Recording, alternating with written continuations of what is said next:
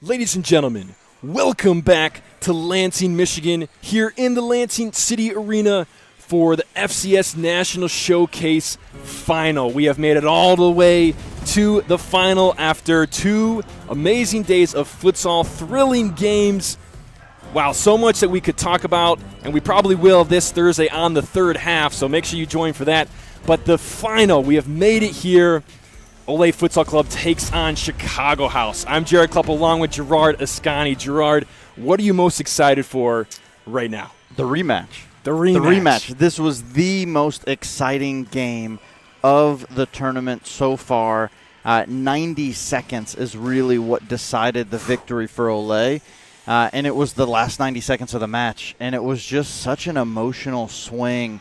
You know, you talk about momentum swings in futsal, and this was like a picturesque moment in time. It was crazy. Of Chicago House was in complete control of the game, and before you know it, you blink, and all of a sudden Ole's winning. Yeah. Just like, what just happened? And if you missed that game, we actually have a clip of the last 2 goals that happened in that 90 seconds. So here's the setup. It was Chicago House up by 1.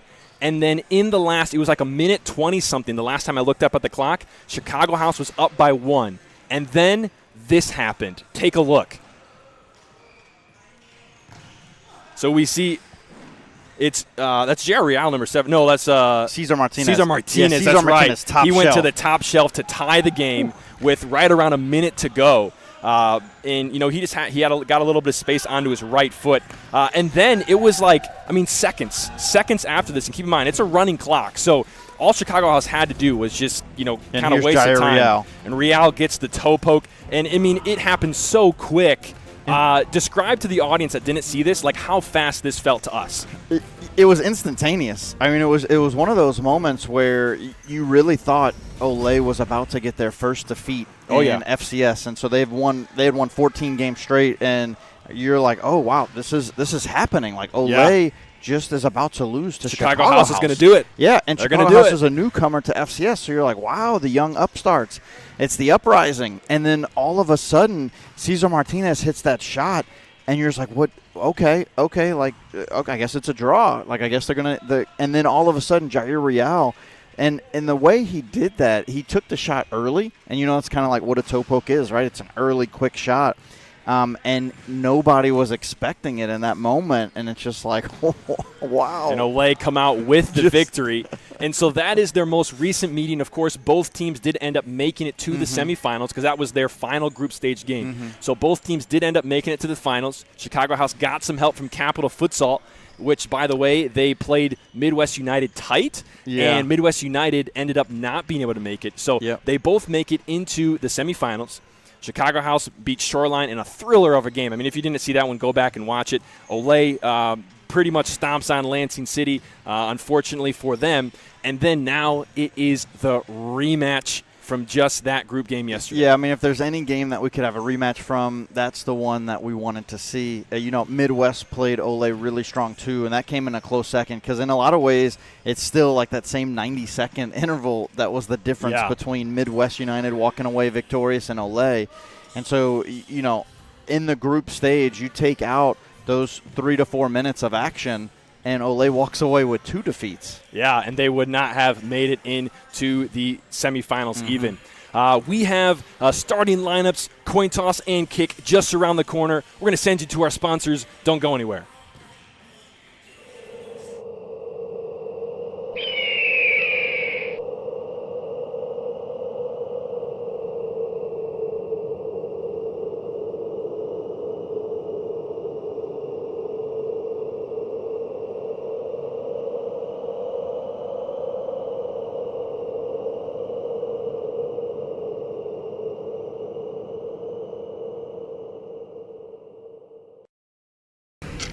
Committing a crime so you can try to escape from prison. Bad idea. Going to the pod escape room to play an escape game with your friends. Great idea. Test your skill as an astronaut in outer space. Find Santa in Save Christmas.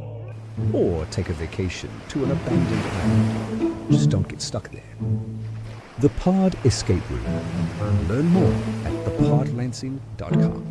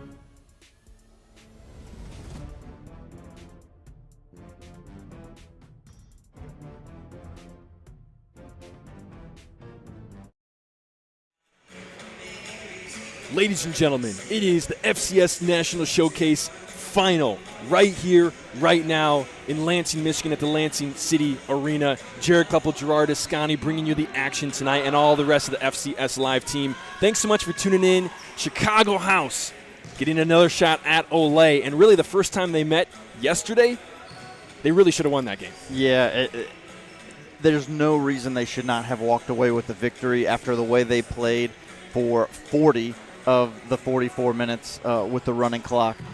Really, 42 of the minutes, Yeah. It's like 90 seconds difference of what made Ole victorious. And if Chicago House can, keep it on lockdown for the full 40 today with the stop clock, they're going to walk away winners. Well, this is going to be very interesting because now when these two teams meet, they're playing in a full FIFA standard regulation game. So that means no running clock. It's 2:20 stop clock. Everything is the same as a normal FCS regular season game.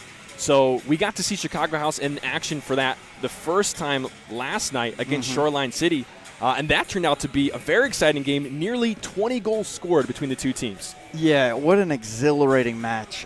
Just some of the goals that we saw were phenomenal. We saw a scissor kick. We saw just some outstanding technical skills from somebody like Ivan Sereno. And he's a newcomer to the FCS. We didn't see them last time Chicago House played, so it's been just a treat to see him. And it's just another example of the young talent that Chicago House brings.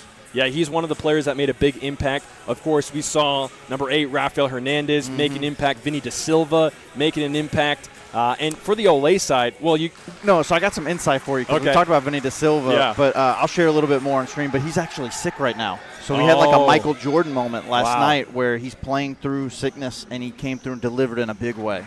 Wow. So he's going to be, I think he's back today playing. He is. So he's doing that. So we're going to have the coin toss in just a minute, and we're going to go over the starting lineups, and then it's kickoff right after that. So in one word, what are you most excited for in this match? Goals. We got all kinds of them yesterday. We're going to get more than we had? No, not more than we had yesterday. Not more than the Shoreline. Not more. But the Chicago goals game. that we do get are going to be special. It's one of the things when you have somebody like Frankie Mendoza in goal, it's going to take something nice to beat him. And just seeing Ole warm up before the match, seeing the amount of shots that were placed in precise corners of the goal, it just shows you that they're ready as well. Let's take a look at the starting lineups for tonight. First, for the home team, which is technically going to be Ole Futsal Club. In goal, Andres Montes. I think this is how they started all day yesterday. Cizo Lau, Johan Vasquez, Jair Real, and Aaron Gomez up top. So no surprise there. I see on the reserves, Lito Esquivel, he's one of the most important players coming off the bench, providing that veteran leadership and experience.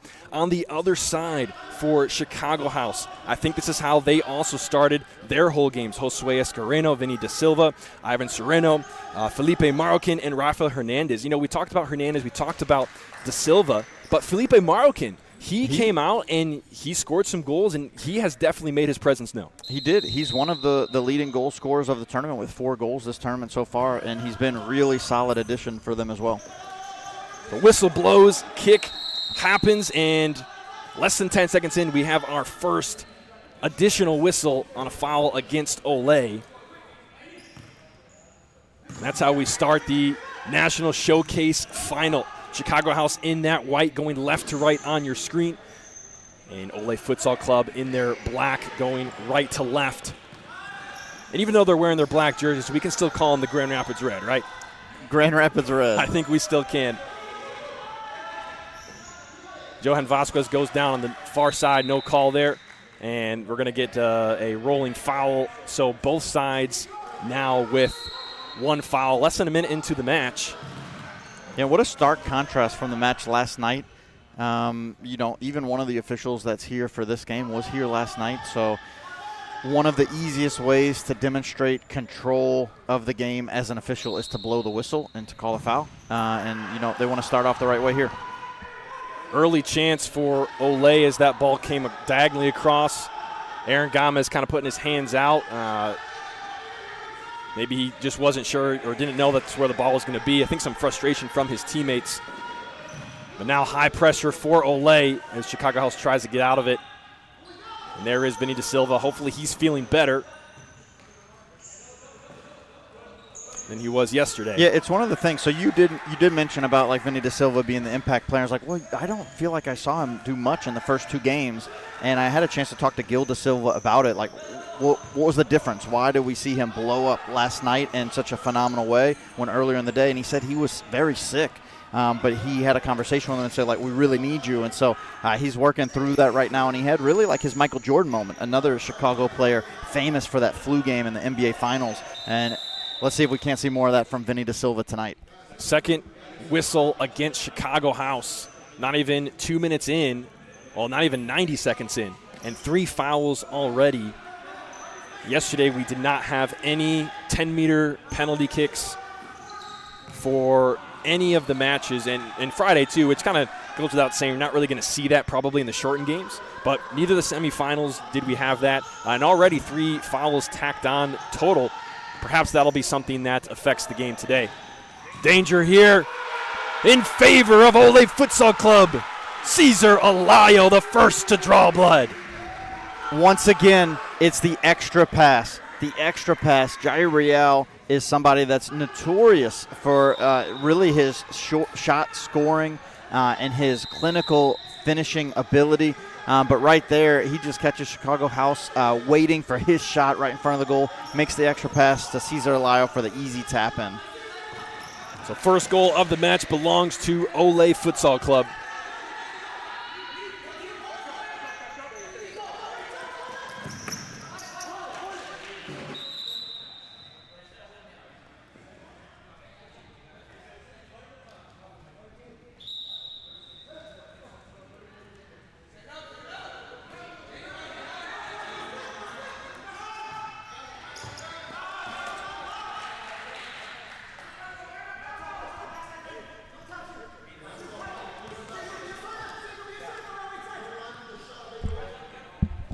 I don't know if you guys saw that on the screen. Maybe you did.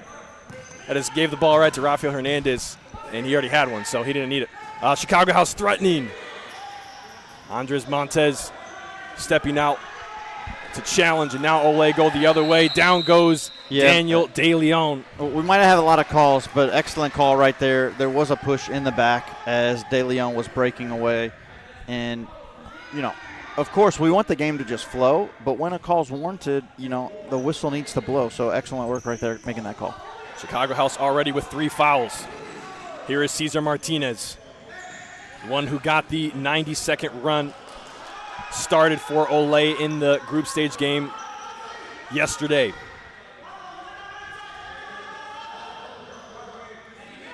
And that's just something Cesar Martinez is just so great at, understanding how to impact the game and really clutch in those big moments. High pressure from Ole. And they get whistled for the foul as well. Both these teams are going to have to adjust their play if they want to avoid hitting 6 fouls before the 10-minute mark. Rafael Hernandez with pace, toe poke just missing the far post. And you could just see Rafael Hernandez and Cesar Martinez staring at each other after that. Martinez gave him a little push as he was taking that kick. There has developed a deep history between these two players. Ole working out of the back. Pablo Real to Cesar Martinez, faced up by Marroquin. Felipe Marroquin, one of the more veteran players for Chicago House. Don't know how long he's been playing futsal, but with the age comes some experience, perhaps. He found himself in the right place at the right time, I think, a lot in the group stages. Vinny Da Silva trying to get out of the back. Pablo Real relentless in his defense. And the defense pays off. Coming the other way, Ole, Cesar Martinez. Ole doesn't like to see, Chicago House doesn't like to see Cesar Martinez in that spot. No, and Cesar Martinez does not like to see Rafael Hernandez kicking away from him. They got an intense rivalry. Off the corner, here is Martinez. Ivan Sereno facing him up.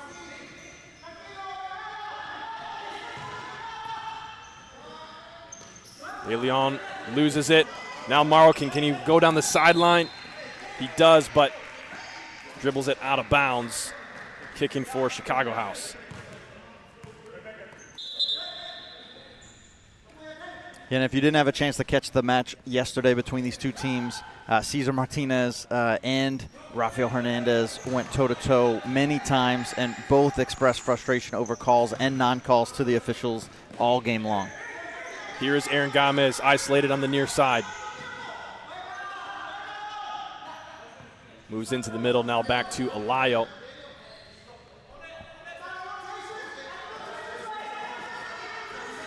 Ole already have made several substitutions, and Chicago House have yet to make their first one. Yeah, this is already the first line back on after subbing completely off, and it's one of the biggest things about Ole is they are so deep. They've already made 3 line changes, and we haven't seen anybody substitute for Chicago House yet.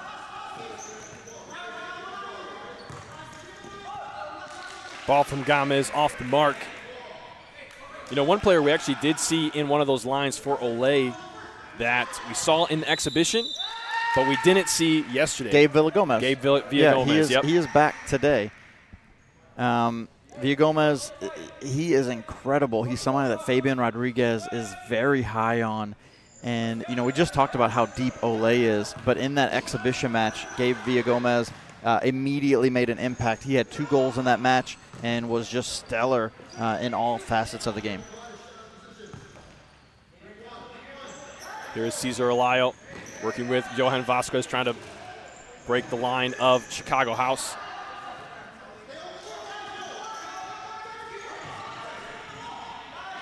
Into Gomez. He's able to turn. Diagonal taken by Evan Serrano. He gives it up. 2v keeper. Bad news if you're Chicago House and Johan Vasquez. Cannot believe that he missed that. No, great pass by Pablo Real to set, or Marcos Real to set that up. Johan Vasquez is going to be kicking himself all night for missing that we've introduced these like a little alerts on your screen for goals, red cards, yellow cards. If we had a missed opportunity, that would have been. That would be it right there. He would join Frankie Mendoza from yesterday with one of those. And that comes from someone who has missed worse. Okay, trust me, I have missed worse. I don't think that one, it was actually on video, but I don't think the video stayed on YouTube. Had nothing to do with me. I promise. Okay, here's the left foot strike from Marcos Real, and it takes a deflection out for a corner. Now I'm gonna have to tell the story sometime. I was literally inside the goal, almost on the goal line, and I hit it over. That's basically what happened. It was really bad.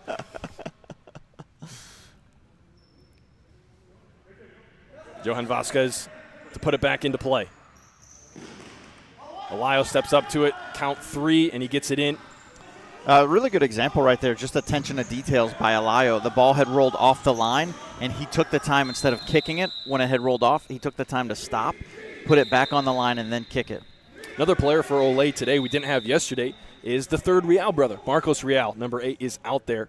I believe we only had Pablo and Jair yesterday. Marcos was here, and I actually think there might have been a challenge with the jerseys because he was wearing the red jersey, and he might not have had the black when they wore the black jersey in the third matchup of the day because he played earlier in the day when they wore the red. I thought I remember Fabian telling me that he wasn't going to be here the first day, but I could be wrong. That might have been Villagomez. It was Villagomez. Here is Gomez, 1v1 with Hernandez on the outside. Escareno is there. And I have messed this up before with the Real brothers, but I got a little inside tip about how to tell them based on their age. Hold that thought. Ole threatening 3 players inside the arc. Now back to Gomez. Breathing room for Chicago for the time being, but just momentarily, Escareno hits that one away. And Josue Escareno, I mean, his performance yesterday in the semifinal, best we've seen him. Yes, best we've seen him play. Yeah, and yesterday in the second half in the semifinal, they were leading 5-1. Sergio Castillo came in. They had some challenges defensively, and they ended up being down by a couple of goals. And they bring back in Escareno, and he locked it down the rest of the match, not letting another goal in, and it ultimately led them to victory. That was an absolutely bonkers wild if that's an adjective I can use, match in a few different ways, and you should go and watch it. In one of the ways, it was 19 goals. Defense, get out of here. No touching my computer. 19 goals in that match yesterday between Chicago House and Shoreline City. Yeah, and for all those fans out there that don't like goals, that's not a game to watch. Yeah, so if you hate goals, skip. Hate goals, skip. Oh, and the amount of times Shoreline hit the post was pretty comical as well. I think 7 times they hit the post last night. Cesar Martinez finds Mose Crawford, but his body not quite in the right orientation to put it on frame. A great chance for Ole. But very interesting, I would say worth pointing out that Ole scored in this game, I believe in the first, it was like the first 2 minutes they scored. And sometimes when they score, it just keeps building and keeps happening. Chicago House was able to kind of take that punch and roll with it, and now they haven't given up another goal. So they've set themselves up to get this goal back. They want a handball on that shot from Gabe Villagomez. They're not going to get one.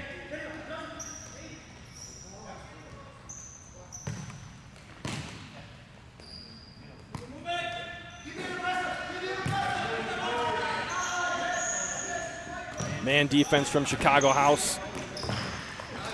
Overcomes Luigi Marquez. And Ole are able to continue with it. Daniel De Leon. We saw him play for Midwest United last year on Ole. Now slide from Luigi Marquez, and Chicago House claiming it was all ball.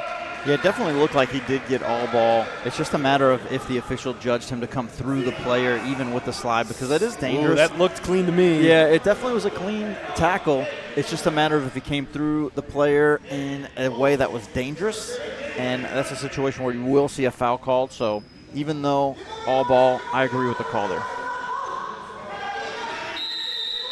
So here comes the set piece. Cesar Martinez plays it, and it's executed exactly how they wanted to. Gabe Villagomez puts Ole up by 2. Yeah, Ole is known for their set pieces. They are known for their intricate designs, and they set this up beautifully. They noticed there was a gap on the backside. Villagomez just set it up perfectly and put it right into the area that Escarino was not able to cover. Unfortunate on the defensive end for Chicago House. As you would have wished for, if you're them, to not leave a player open in that way. It was kind of hard for me to tell. Did one of the defenders get kind of screened? I couldn't tell if the defender got screened. I think Rafael Hernandez was on the backside, but it looks like Villagomez just was able to get him off the post. Well, regardless, Ole Futsal Club comes away with goal number 2. And now Chicago House have their work cut out for them. Coming back from the deficit against Ole Futsal Club is definitely not in the list of easy things to do in the FCS. No, absolutely not. But if any team can do it, we saw a lot of goals out of Chicago House last night, so they absolutely are capable of it. Ivan Sereno wins a corner for Chicago House. Mose Crawford complaining he got hit in the face. Ball set down for Hernandez. Blocked by Crawford.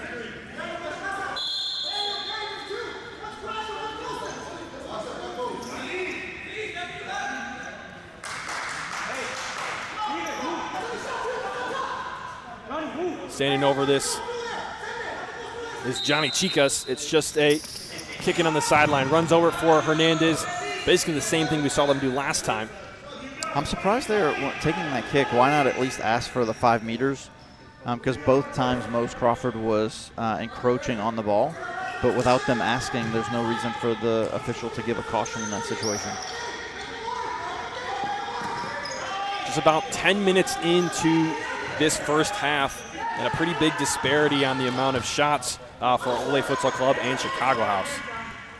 12 for Ole and only 3 for Chicago House. And Hernandez puts a dangerous one in here. Montez takes care of it. It really is one of the things that we saw all season from Ole last year is that they just really limit other teams' opportunities to even get shots off. It's one of the reasons why for the vast majority of the season we weren't even aware of how great the goalkeeping was for Ole, because the defensive structure was so solid that they just prevent shots from even being taken to begin with. Flavor of this game a little bit different than the group stage one. Chicago House had the upper hand almost the whole way until that last about 90 seconds or so. There's Real going near post. Josue Escareno. It is one of the biggest things that Ole talked about with having to really change the way that they play because of the running clock, really feeling forced to make things happen in a much expedited fashion because you have a lot less game time. Real on the outside. Help coming from the inside, gets a shot away first. Escareno still solid.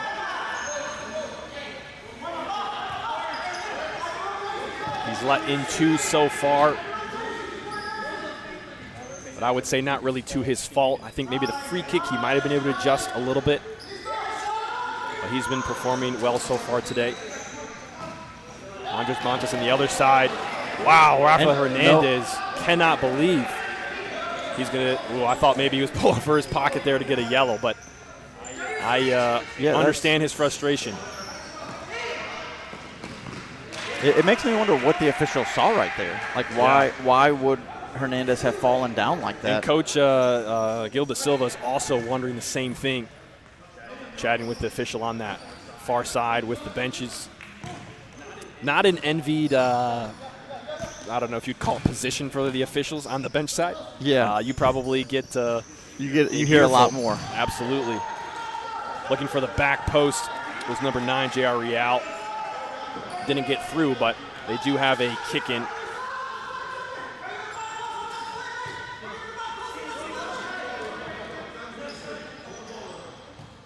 Ole are able to reset. Chicago House picking up right around the halfway line.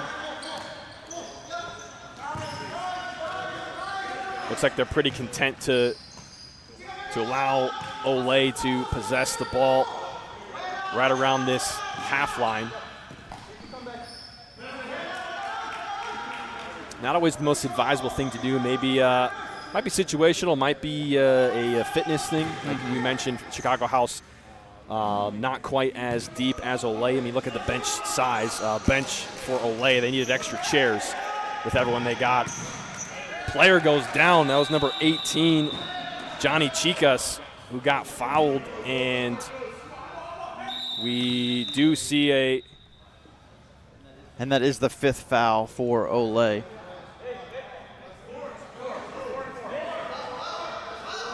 Correction, it is actually only 4. And looks like there's some confusion on where the ball should be. I think they thought it was going to be a free kick. Well, now but it was because there was a shot that was deflected out. Well, I guess they thought it was deflected out here.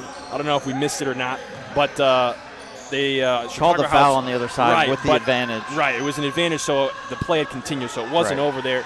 But amidst that, there was a mistake. One of the officials thought it was 5 fouls, but the other one, was he out of bounds? Wow, Ole can't believe it. Is that J.R. Real? Yeah, he is dumbfounded. I don't know if we have a replay of that. Looks like we do. Did he keep it in? Oh, wow. That was really tough to tell. We have to trust the angle that the official had because he was right on the line. So, we have to assume that he made the right decision there, being that he had the perfect angle in the house. I think J.R. Real would argue if he had the best angle in the house, but unfortunately his opinion doesn't matter in this one. Here he is, 1v1 with Vinny Da Silva. Help coming down the sideline. Gomez with the overlap. Thought maybe about going the diagonal, chooses to go back to Real. Chicago House get that one away, but now it's right back at it. J.R. Real inching forward, left foot to the near post, on frame. Escareno denies.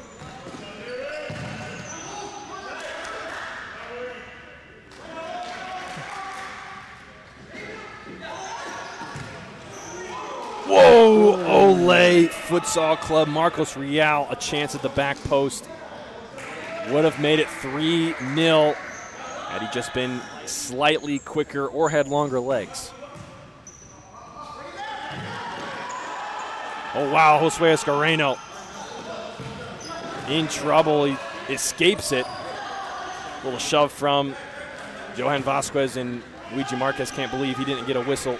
Yeah, it's always tough when you see a two-hand shove, especially when the two-hand shove is what prevents you from playing the ball to not get a foul. But I have to imagine at this point, being on 5 fouls, that this is one of the things that is very common among officials, is to even slow down the way that you're calling the game, because now you have 5 and it's going to be a 10-meter PK if they give up a 6th foul.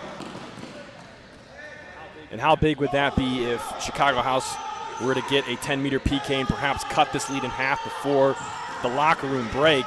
And on the other side, Chicago House is only 2 fouls away from the same thing. And one thing you love to see is the consistency of the calls, regardless if there's 0 fouls, 5 or 6 or more. You just want to see consistent calls throughout the entire game.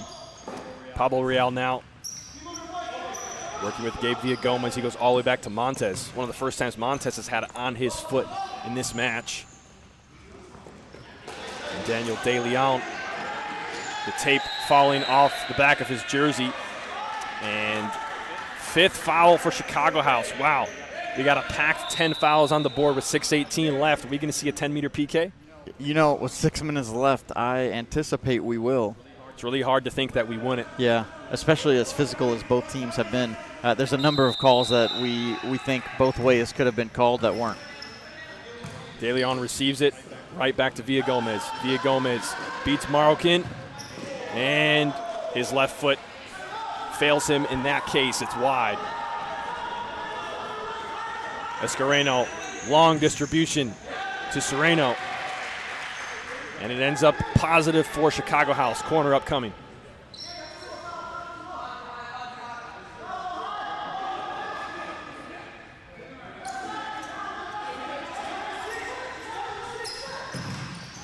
Off the corner shot from Luigi Marquez, out for another corner.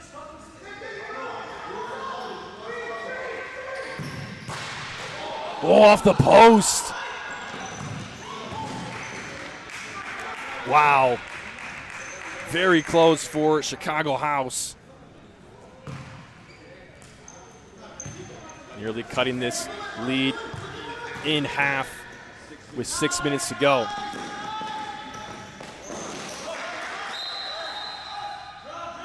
Ball stays with Ole. Here is Villagomez.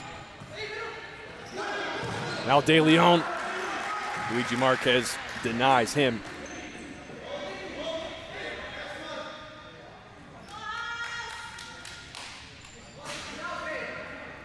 Take a look at this one that came off the post. Wow. That bounced way out back into play. Chip off the corner. De Leon chests it to Crawford. Nice play there, and Escareno is ready. De Leon was the assist leader last year in the FCS, and I don't know if we saw an assist with his chest, but he almost got one right there. What a beautiful chest pass to set up Mose Crawford.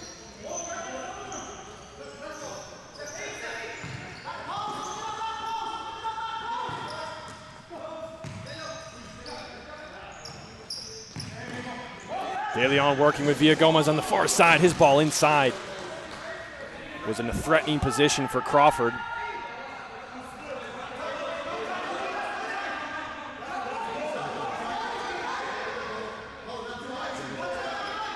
Now Vinny De Silva deep in his own territory. Ivan Sereno with it, pokes it to Rafael Hernandez. Substitutes for both sides, standing up and ready. I think we're going to have a full 4 swap for the Grand Rapids Red, who are wearing black. Luigi Marquez tries to turn, defended by De Leon. De Leon with the shield, and Ole will make that swap. Montez plays it short to Alayo.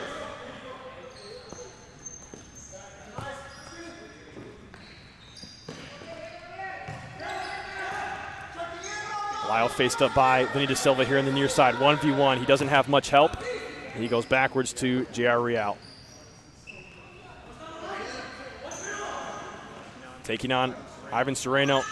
Just gets very far down into the area. That's what we see him do over and over. And the defenders are, wow, Chicago House. Oh, wow. Off the shot from half for Luigi Marquez and the follow-up Ivan Sereno. And Sereno was in perfect position to follow up. And do we have a foul being called here? I'm not sure what we have going on, but that is so uncharacteristic of everything we've seen of Ivan Sereno this weekend. For him not to finish that, just to hit it wide open in front of goal.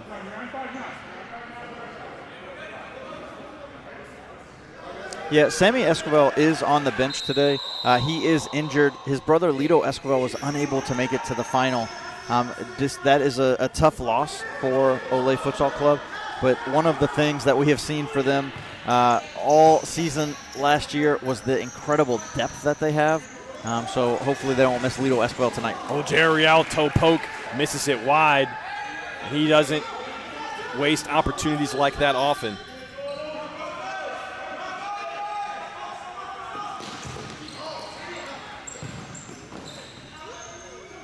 Another one in a bad area for Chicago House. They're able to clear it away.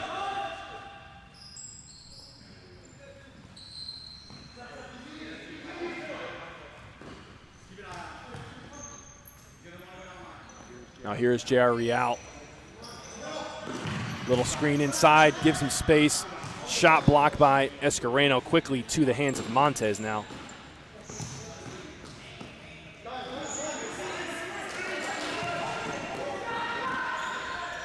Ole quickly up near the penalty arc. J.R. Real.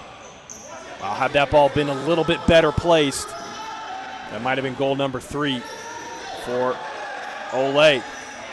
J.R. Real hits the ground, wants a foul, no call. Still at 5 fouls apiece, 3:07 to go. Neither team giving up a 10-meter PK as of yet, but we're only about halfway through the time when both these teams had stacked up 5 fouls. It's one of the things we consistently see from Ole. They tend to push the issue, but once they get that 5th foul, they rein it back in. Escareno out near the top of the arc. Again, inside. And Ole fans and players screaming for a foul. I'm not sure what they were asking for. I didn't see anything that seemed suspicious. But now Alayo. I really think the fans were just really excited about that ball being played into such a dangerous area, and they didn't see Rafael Hernandez come out of nowhere to steal the ball. Timeout called by Ole. And that is a classic time for them to call it. They're going to have essentially a set piece on the sideline. I don't know if it's a corner, but it's essentially a corner if it's not. And with 2.5 to go, this could be their opportunity to hit 3 before the halftime break and kind of further put Chicago House under their foot. Great time to let you know our sponsor for FCS Live, Ally Marketing, can be your friend in marketing if you're looking for some help in the growth of your business, reaching the customers that you want to reach, and telling the story of your business, whether that be on social media or with your brand or website. Ally Marketing might be the marketing friend for you. Check out allymarketing.us. That's ALLY marketing.us. Ally Marketing is the official marketing partner of the FCS, or as it says on there, official. We missed an I on that. Official marketing partner of the FCS. Well, speaking of fickle news, I talked to the Real brothers, right? Pablo, yes. Marcos, and Jair. Back to and this. And you know how you can tell who is the oldest? They have the highest number. Pablo Real, number 99, is the oldest. So he must Jair be Real, like way older. He's way older. Is in the middle, and then Marcos Real is the youngest, number 8. And so that's how I know all 3 of them are here yesterday all day, because I talked to them, and I even got some inside insight. Who is the best Real brother? Jair wouldn't admit it, but Pablo let us know Jair is the most talented. That's what he said. You heard it from him. Off the timeout, the corner from Ole really doesn't go anywhere positive. Chicago able to sniff out what they're doing.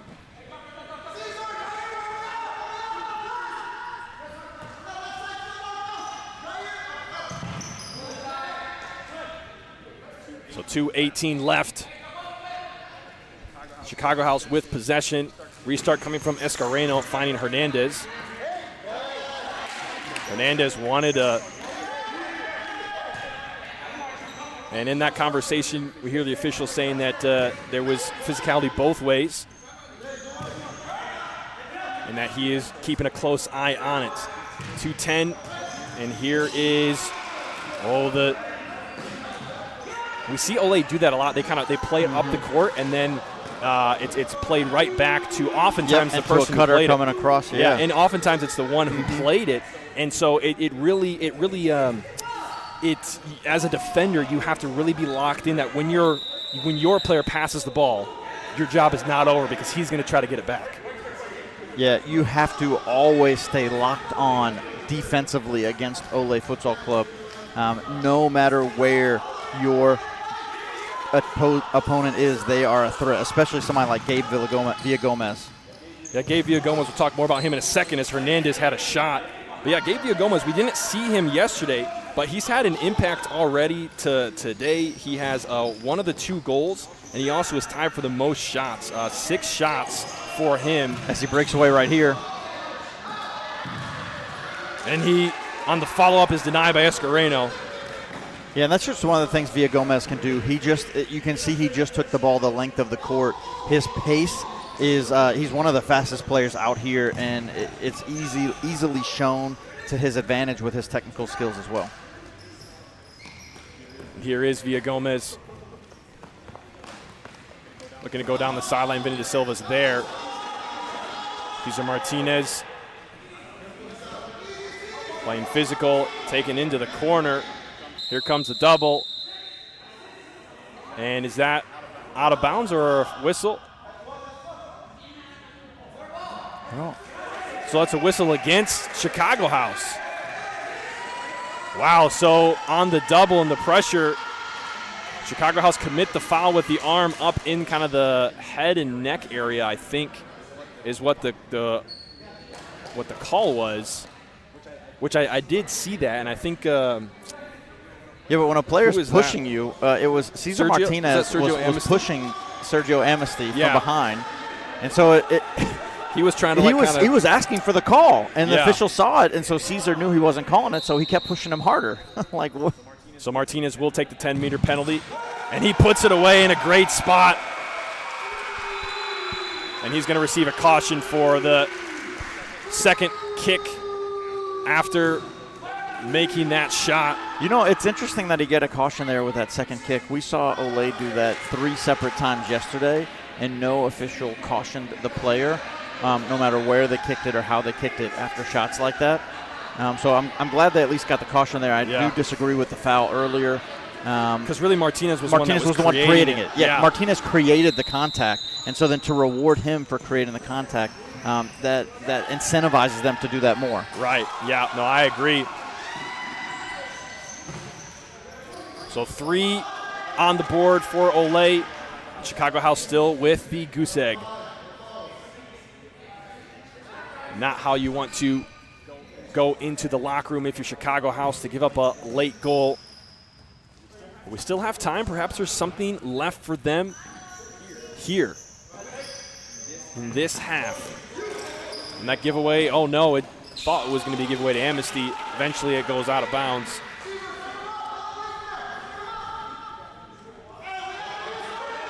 So deep in their own territory, just giving up a goal. What does Chicago House do here? High press for Ole. Can they break it? Not quite a good idea.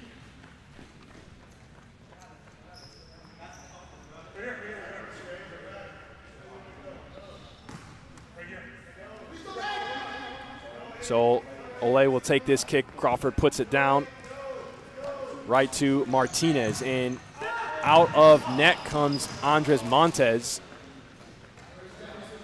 For the time being, he retreats now. And Ole to put it back in.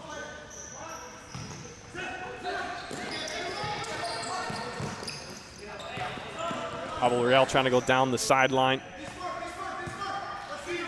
Not able to do so. Here is Gabe Villagomez, faced up by Amnesty. Chooses to go between his legs, but right to Rafa Hernandez. Leaves it for him again, and Hernandez goes down once, a foul. And he trying to figure out what's going on here. I have no idea what. I think they're calling that it was a corner, but Rafael, no. So no call. No. And a goal restart. Why was Ole arguing that? I have no idea. That's what I was trying to figure out, because I thought that the call was going in favor of them, and then all of a sudden they're making a big deal out of it. So I'm not sure. I think maybe I don't think the official knew what he was calling. I think that's the problem. Is they didn't know what he was calling. He didn't know what he was calling. He was literally trying to explain it to them, and the way he was explaining made them more agitated. So ends up. Yeah, it happens as an official. When you don't know what you're saying, you don't know what you saw, and then you try to explain it, you can't explain it accurately. Now that it makes the team even more upset and angry with you. So now with 1 second left, Hernandez just boots it away, and we head to the locker room in kind of a discombobulated fashion. No really smooth end to that one. Rafael Hernandez is still having a conversation with the official, trying to plead his case. Luigi Marquez is there as well. And I do understand what he's talking about. I've seen him a couple of times, I think, get fouled and not receive it. Mm-hmm. He has had,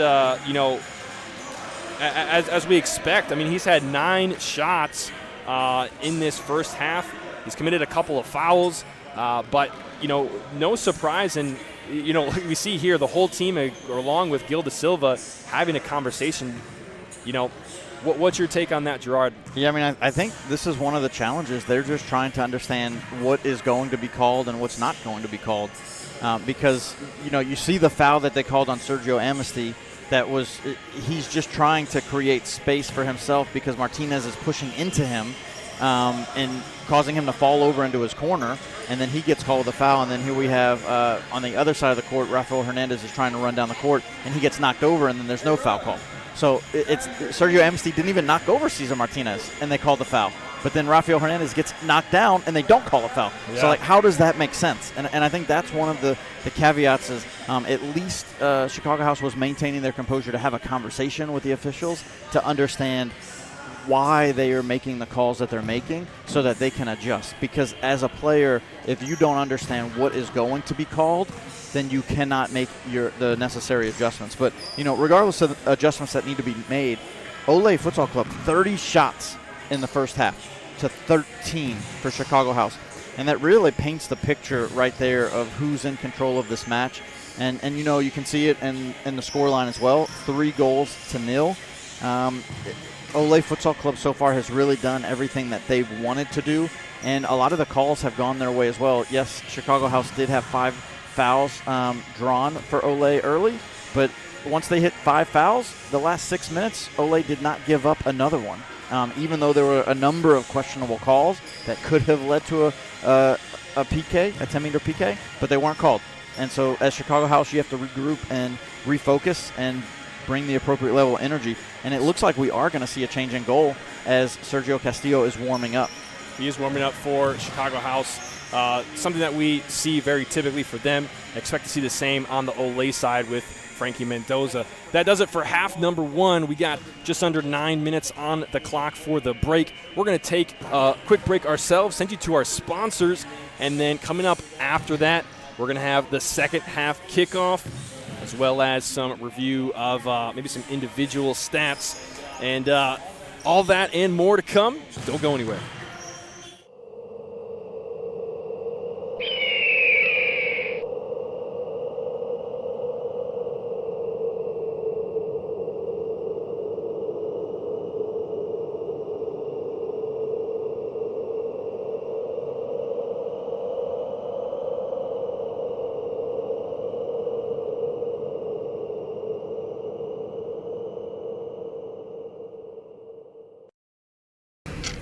Committing a crime so you can try to escape from prison. Bad idea. Going to the pod escape room to play an escape game with your friends. Great idea. Test your skill as an astronaut in outer space. Find Santa in Save Christmas. Or take a vacation to an abandoned island. Just don't get stuck there. The Pod Escape Room. Learn more at thepodlansing.com.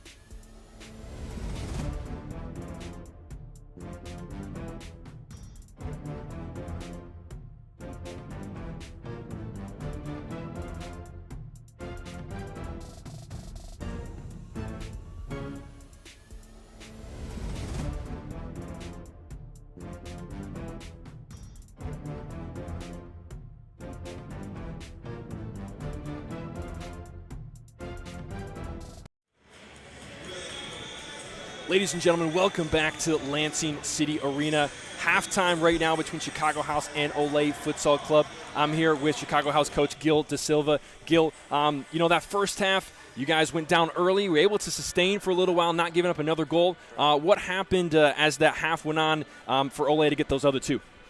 Yeah, I think they caught us off guard in the beginning there, messed up our game plan.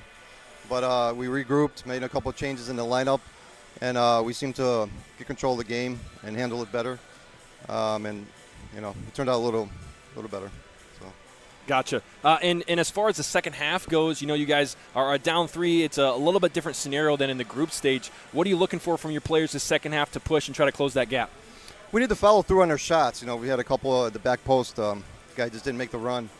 But, futsal's a funny game. 3-0 is we're going into this at 0-0 again. You saw what happened yesterday. We were up 5-1, and things changed quickly. So we're going to come out strong this half. All right, awesome. Thank you so much, Gil. We appreciate your time. Thank you. All right, awesome. We're going to send you to our sponsor, and we might get Coach Fabian here for an interview as well, but don't go anywhere.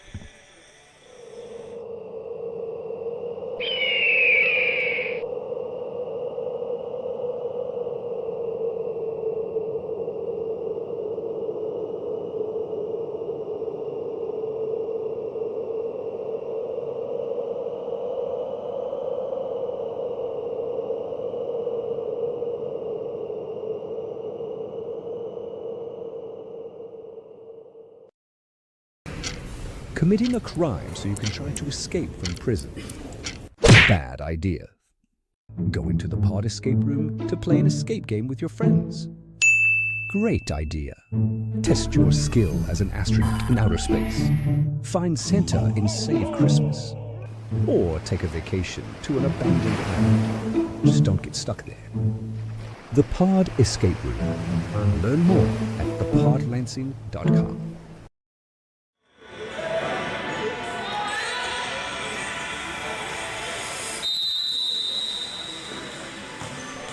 Here we go, half number 2 in the FCS National Showcase Final. Ole coming out of the locker room with the 3-0 lead. Frankie Mendoza here collecting the ball, one of the substitutes for Ole. And on the other side, we saw Sergio Castillo warming up, but he did not get the call. So it is Josue Escareno who's still in net. As we have a potential connection from J.R. Real and Aaron Gomez. Could have been an easy one about 15 seconds in. Yeah, we've already had 2 early opportunities for Ole that just missed. Felipe got in and prevented one, and they just missed that. And if you're Chicago House, the last thing that you want is to give up a goal early here. Already down 3. Gomez comes in. Escareno slides. Gomez looks to be hurt. Really no intent at a collision there other than a true goalkeeper slide, and Gomez gets up, looks like to be okay for the time being. So hopefully he is all right.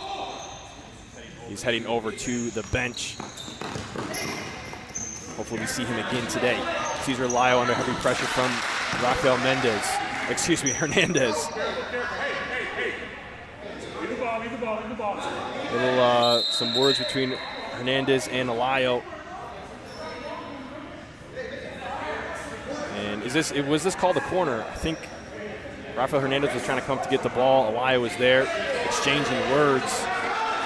And it is heating up here already in the second half of the final. There's no love lost between Chicago House and Ole Futsal. Ivan Sereno takes a strike. Martinez is on the ground. And the follow-up from Felipe Marroquin. And Martinez, it looks like he might have taken a groin shot. I didn't quite see what happened. We certainly have seen Chicago House come out physical. He had just came on for Aaron Gomez, who was injured, and now Gomez is out, or comes on the floor. Yep. He tries to go top shelf, too wide. Now distribution from Escareno. De Silva in trouble. It's got a double on him. J.R. Real gets it. He's going to get whistled for the shove. He can't believe it. did look like a foul to me, but we have seen similar to that. Yeah, he just kind of shoved him, but I mean, he kind of had the ball already. The thing that's a little tough about that is Vinny DeSilva was actually grabbing Jerry Real's shirt, but they haven't been calling that, so it's hard to see one way or the other. Yeah. Play continues. Ooh, a little shove, a little contact after that. That's a good job right there officiating once the ball's already gone. Ivan Sereno had a little push from Johan Vasquez, but the officials were on it. Good call there. That's the type of call that can easily be missed because the pass was made, the ball's away, and if you follow the ball, you don't see the push. Yeah, and even our close-up camera there following the ball, you couldn't see the push there. So to your point, happened after the play, and it was committed by J.R. Real. Seems kind of in a retaliation kind of a deal. It was Johan Vasquez with the foul. Oh! Vinny DeSilva puts Chicago House on the board. Wow, and talk about set-piece plays. There it is right there. Chicago House does their own little set-piece play. Rafael Hernandez with the assist to Vinny DeSilva. Catches him sleeping on the set-piece. Vinny DeSilva with the goal. And now Chicago House only down 2, but J.R. Real wants to change that. Hernandez going to get called for a handball on the slide.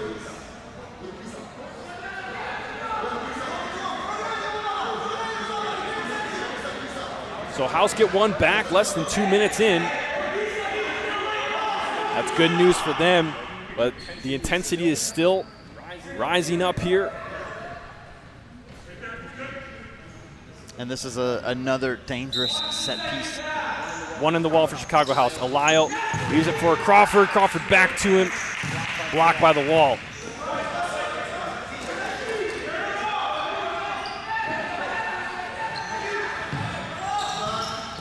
Hernandez up to Vinny DeSilva. He's able to turn, working with Hernandez back to goal. Can he keep it in bounds? It's out. The last touch by Alayo. Substitute for him. Pablo Real on the floor now. Hernandez going for goal, or possibly Ivan Sereno. Misses both. Well, not the first time we've seen Rafael Hernandez shoot from distance like that. All to the sideline, Pablo Real to come all the way back for it. High press for Chicago House. Hernandez steals it, pokes it up the floor, out for a keeper restart.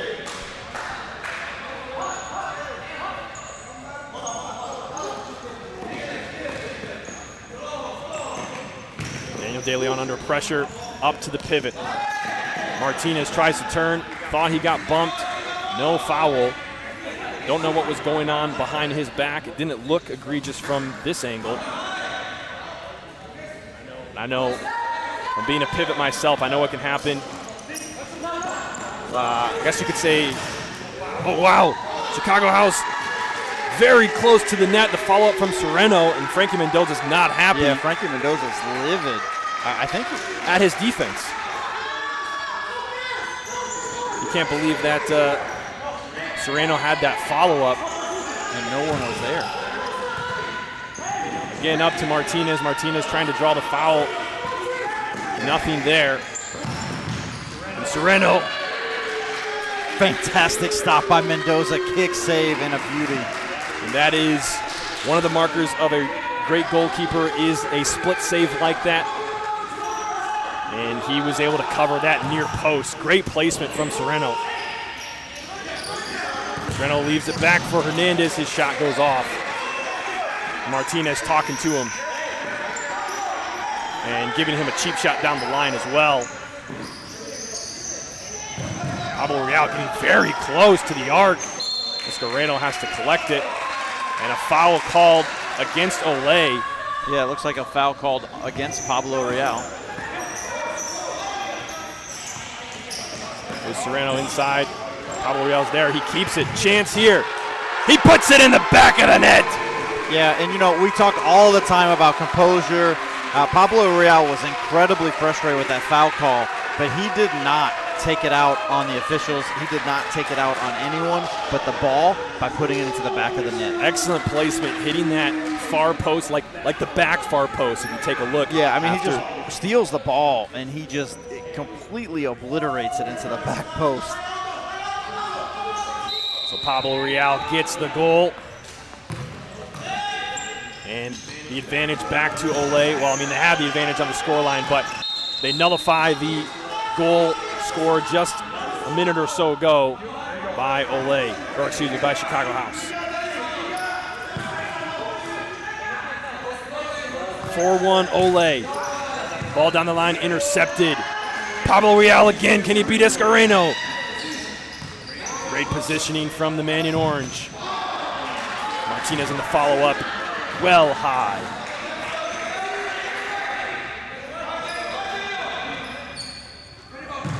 Felipe Marroquin goes long, coming right to us. Nope, just a little bit off. Gerard Ascani got his karate chops ready. Ready. Protect all the equipment. Protect all the equipment. We got 4 iPads out here, a monitor, 2 MacBooks, 3 MacBooks. I forgot the one to my left. We have it is up to us to protect it. Martinez facing Hernandez, gets by. He misses, and he's asking for a foul, and he is going to get the accumulated foul against Chicago House. 2 fouls for them. And just like we saw in the first half, we're seeing a pretty quick accumulation of fouls for both sides.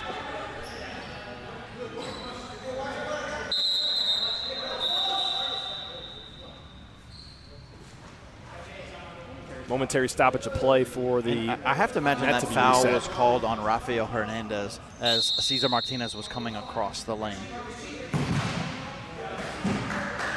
Corner try from Ivan Sereno, blocked by Vasquez, who's standing right in front.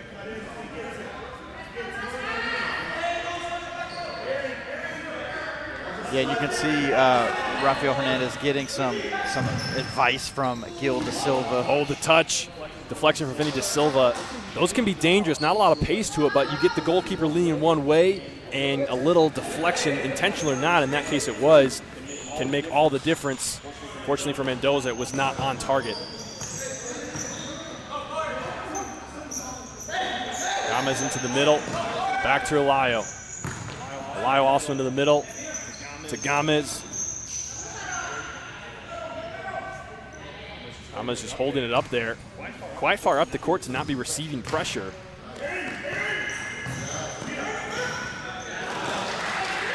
Hernandez up to kick that one away. Vasquez with a chip. Gomez, first time, hits it with a shin guard, goes out of play.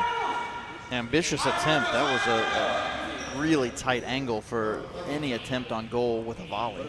Would have been incredible. It's not like we haven't seen a goal of a similar caliber this weekend. We've had a few special treats in the goal categories. That one goes over the fence. We're going to need another ball. Literally outside of the arena. Outside of the playing area. Yeah, the playing area. Almost hit the HVAC.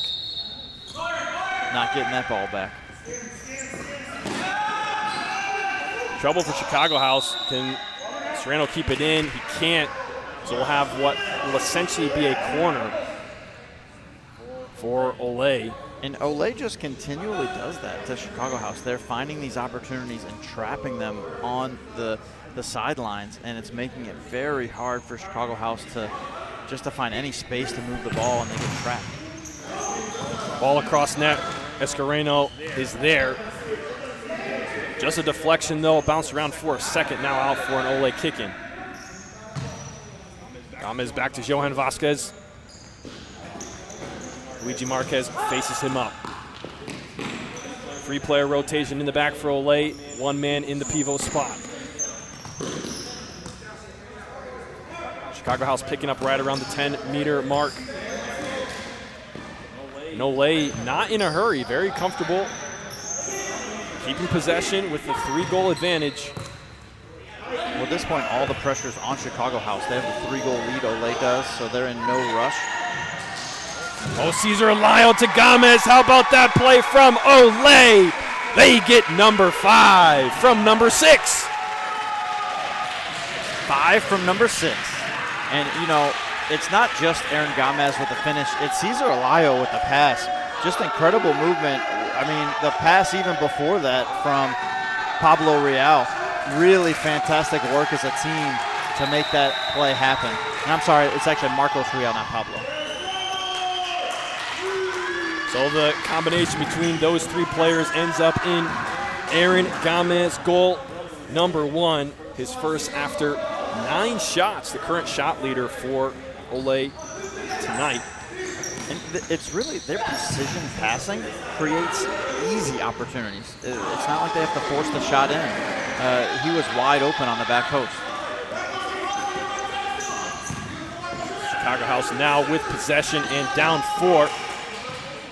The largest deficit they face today. Gomez threatening again. His left foot stopped by Escareno. You got to think that if Chicago House wants to challenge this scoreline, they're going to need to get something quick. I mean, if you got 4 goals to make up, probably want to get one of them back before the 10-minute mark. That was a foul against Ole, I believe, on the far side. And that is their 4th foul of the half. So 4 fouls for Ole. That could be a factor later on. Well, you know, they got to 5 fouls with 6 minutes to go and didn't pick up another one the rest of the way in the first half. Shot from Vinny De Silva. He didn't get the contact he wanted. He knows it. Distribution all the way up to Pablo Real. Escareno has to step up.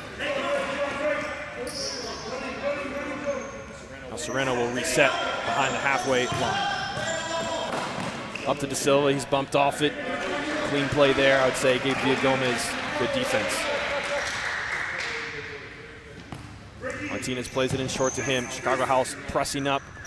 Relieving the pressure is Frankie Mendoza. He's got to get across the halfway line before 4 seconds are up. He does, takes a strike. Escareno keeps that one from rattling the nylon.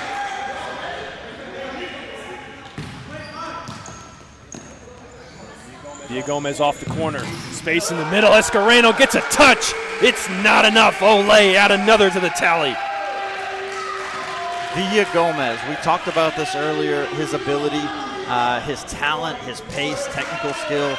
He just creates space so easily up front, and nobody closed down, which was really surprising. You talked about that earlier, just Ole getting deep in some of these situations and there not being any pressure from Chicago House. Here's another one right there, right in front of the 10-meter spot, not getting any pressure. Villagomez, you know, no pressure, I'll just put it in the back of the net. So he gets his second goal of the night. Pablo Real threatening Chicago again. And he is the only goal scorer with more than 1 goal for Ole. Yeah, it's one of the things that Ole does consistently is spread the wealth with goals. They score lots of goals, but almost always the goals are spread across the team pretty evenly.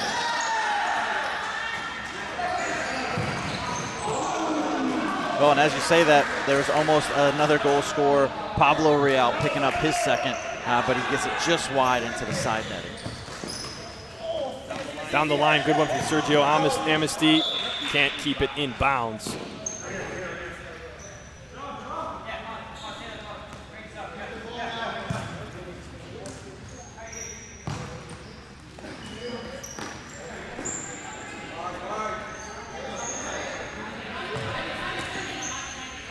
Here's Cesar Martinez in the back. Frankie Mendoza up across half. Ole flying the keeper. Mendoza with a strike. Escareno, an acrobatic save.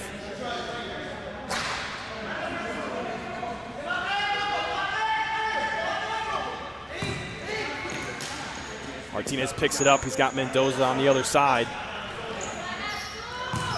Swaps places with Villagomez and eventually gives it to Mendoza.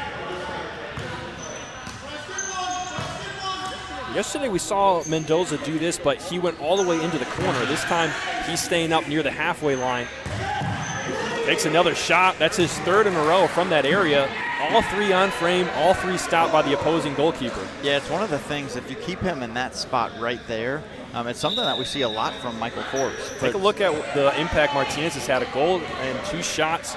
And actually, we didn't get it on here, but he does have 2 assists as well, which is just speaks to his involvement on the attack. Involved in 3 goals of these 6.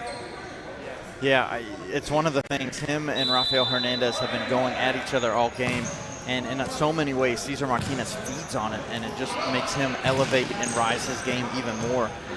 He seems like one of those players that just plays better with a fire. Dia Gomez looking back post. De Leon was going there, but stopped by Chicago House. We've seen Ole do this. I mentioned the flying of the keeper yesterday, bringing Mendoza up across half as a 5th attacker. But it seems like they frequently do this when they're leading by a comfortable margin, because it really suffocates the other team, because it's like they're so good at the possession. The risk is actually pretty low because they're able to do something like this. Mendoza finally gets his moment and puts it in the back of the net. Mendoza has been waiting on that for a long time.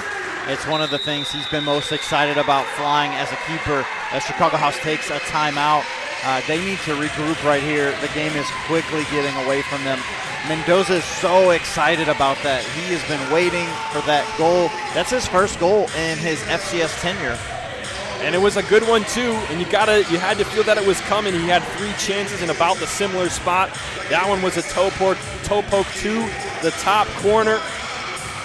And I don't know if that means redemption for the one he missed yesterday, but I'm sure he feels like he finally got the one he was looking for. And you see how pumped he is. Yeah, what a great one to get. The one yesterday was just such an easy tap in. You don't want that to be your first goal. He's like, I don't want that one. I'm gonna take the harder one. I'm gonna take the one that's a little more hype. Yeah, because you go save that video clip and you let other people see it. It's like, oh, I got my goal. It's like, oh, well, anybody could have scored that one. But that right there, that's a special goal, and that really shows the quality that Andres Montes said that Mendoza has on the ball. And one of the reasons that Montes was so excited about Mendoza getting opportunity flying as a keeper, because he is a quality shot taker as well. So timeout for Chicago House. You mentioned that. Very quickly, mention our sponsor for tonight. Ally Marketing is the sponsor of the Futsal Champions Series. The official marketing partner of Ally, of the FCS is Ally. If you're looking for a teammate in the marketing space, check them out. And now back to the action. Ole on top by a margin of 6 goals. 10.5 left in the second half here in the FCS National Showcase Final. Gerard, is this what you expected in the final tonight? It's hard to say that's what I expected, especially after the way that Chicago House played against Ole yesterday. But in so many ways, we're seeing a completely different Ole team. The first 2 games yesterday, we saw one Ole team, and then last night against Lansing City, and then today against Chicago House, we're seeing a completely different Ole team. They came out composed and ready to dominate, just much in the same fashion that they did all last season in the FCS. Down the line goes Real to Real. He was looking to go back to Real. JR and Marcos linking together. We have just about officially hit the halfway point of this second half. And there's still a lot of time left, so with the stop clock, 10 minutes might not seem like a lot, but it is sometimes an eternity in futsal. Ole, one of the toughest defenses to break down in the FCS.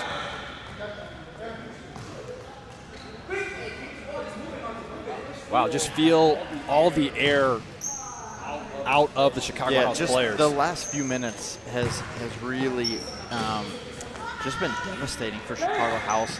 I mean, I think that goal from Mendoza, that goal from Mendoza, I mean, it's like such a huge moment for, and even leading up to it, like they're getting suffocated by this 5-man pressure, and they're not able to capitalize on it being a risk for Ole. And they end up with the pink man scoring. And, just kind of all the air out of their team. Escareno with a good save. And Marcos Real a little too aggressive for the officials' liking. That'll be foul number 5. So looking for a positive at this time for Chicago House. They have Ole on the brink of fouls. Perhaps they can force a 10-meter penalty. Maybe use that as a turning point. Yeah, it's tough to see that way. If they get a few of those and they can put them home, they can quickly get some momentum. It's one of the things about futsal is momentum changes fast, and those swings could lead to a couple of goals, and before you know it, Ole could be right back in this game.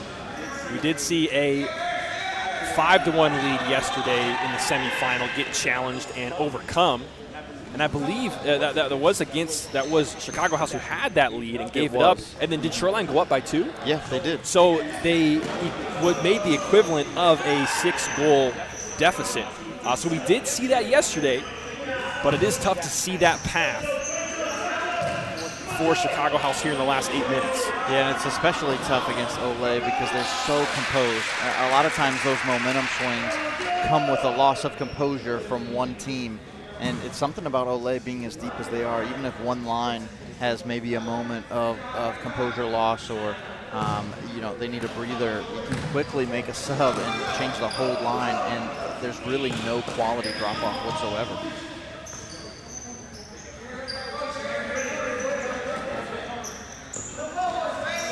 Rafael Hernandez trying to make something happen. Amnesty overlaps him. Into the pivot he goes. Lost by Luigi Marquez, and now J.R. Real in a familiar position.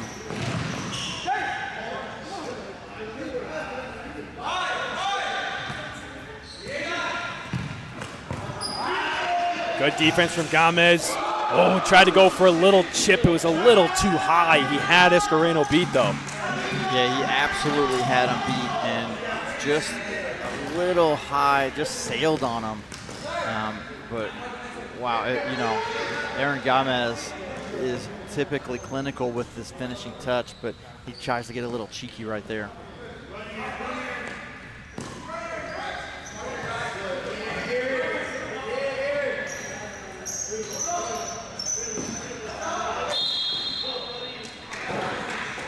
Ball out of bounds called there in favor of Ole Futsal Club. We talked about him a couple of times today. Sammy Esquivel right there on the bench, still nursing a knee injury, not active for this game. And you mentioned earlier too, Gerard, his brother Lido has been an anchor for the Ole team in experience and leadership. He's also not present. Yeah, and it just goes to show you the quality and the depth of this team. And I wasn't even done yet. Chris Mendez. I know, Chris Mendez. Another player that they have not had all weekend. Yeah. And he's usually in their starting pivot. So this is an Ole that in a lot of ways is not at full strength. And that's one of the things we talked about, how big of a difference it made for Lansing City. And you barely noticed for Ole. And you barely noticed for Ole. Nothing bad, to not to say anything about the effect that those players have. But it's just the quality that they have all around. You barely notice. Yeah, it's one of the things that Fabian Rodriguez has really committed to. Because, again, another player that's not here tonight that had a really big impact yesterday, Jonathan Stout. And that's it's kind of like that thing where there's just so much depth in the Ole roster that Fabian Rodriguez has done a phenomenal job not only developing talent and cultivating talent, but really looking for the next man up to be ready when players miss and are unable to be available. Chicago House under heavy pressure from Ole. Hernandez wants a foul, not going to get it. Vinny De Silva down the sideline, breaking through, 3v3. Back comes Cesar Martinez on the double. Silva doesn't see him coming. They force him out of bounds. He thought it was going to be still his ball, but a cheer from the Ole bench once it's called for them.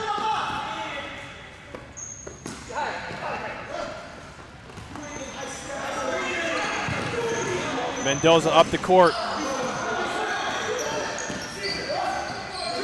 Crawford had it, open net for Ivan Sereno, and he can't put it away.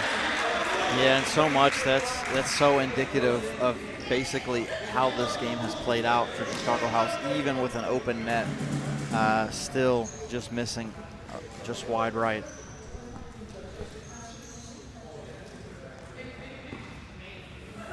A little dancing on the ball for Gabe Villagomez. Just showing you the comfortability that Ole feels right now. Chicago House still fighting.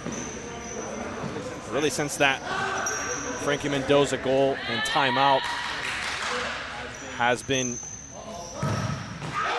Oh! Cesar Martinez with the stare down and goal number 8 for Ole. Number 7, Cesar Martinez coming away with the goal, walking it up.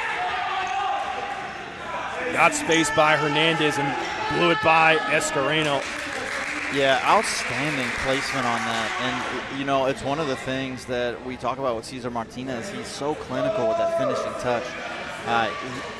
There's literally no way Escareno can get to that ball. He places it all the way in the far corner. Great placement from Martinez, and Martinez had some words for Rafael Hernandez, too, after scoring that shot. And I believe that ends up being goal number 2 for Cesar Martinez. Didn't he have one already? He did. Yeah, he did. And now Ole commit foul number 6 with 5:31 to go. We take a look at goalkeeper Josue Escareno. His night is likely mostly done, but he has had a great performance. 19 saves, even though he's been scored on 8 times. He has been in the right place at the right time many times. Yeah, so far, Ole has taken 51 shots. Wow. Just a barrage of shots tonight. It's really difficult for any keeper to keep them out against Ole. So now Rafael Hernandez steps up for the 10-meter PK, trying to cut into this lead. Looks like the ball placement a little bit off. He's saying it has to be.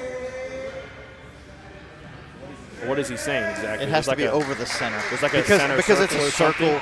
Yeah, so it's a circle, but the 10-meter mark is in the center of the circle. So the ball has to be at 10 meters. Noise from the Ole fans. Mendoza out. Hernandez blocked.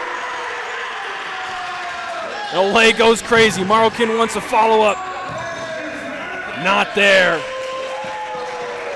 Frankie Mendoza keeps Chicago House out of the back of the net. Marroquin now with space, though. His shot blocked by Crawford, much to the delight of his keeper.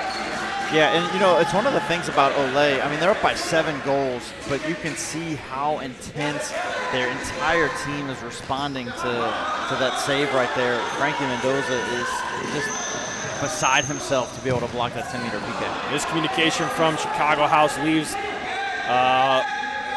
Cesar Alayo free on the corner. And now once again, Chicago House bringing in a 5th attacker.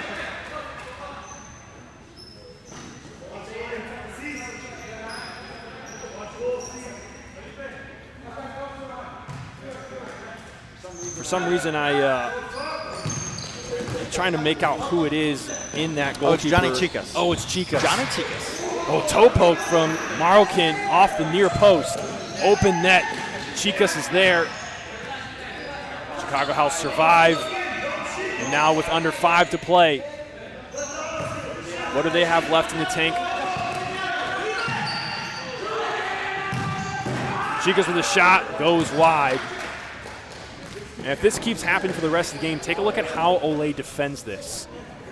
Because when in the finals, this past year when they played Midwest United and Midwest United did it, they played the defense so well, Ole did, that it really nullified that 5th attacker. So take a look and see how that develops. As this game is likely out of reach, barring something absolutely wild.